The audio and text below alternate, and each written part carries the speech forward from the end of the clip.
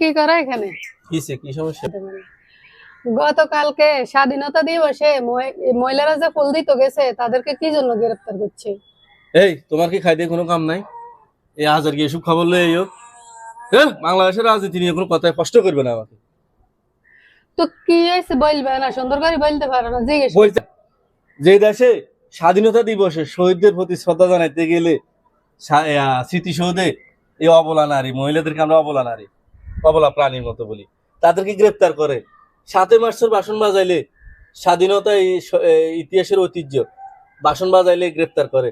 সে দেশে কিসের রাজনীতি? আমি এই রাজনীতি ঘৃণা করি। যাও যাও, এখান থেকে কোনো কথা কইবে না, যাও। কি হয়েছে জিজ্ঞেস করছি, সুন্দর করে বলতে পারো না? এরকম করতেছো কেন? সন্দেহ করে কি কইতাম? একজন ১৭ বছর জ্বালাই খেয়ে গেছে, এই খারাপ খারাপ খারাপ, সবাই মিলি তারা দূরে দিছে, ভালো কথা। এরপরে একজন 18 মাস হাসি দেশের একবারে সারকার করে মব টব এই সে সৃষ্টি করি, খুন কারাবি দর্শন দেশের তলা ধ্বংস করে ঠিক আছে।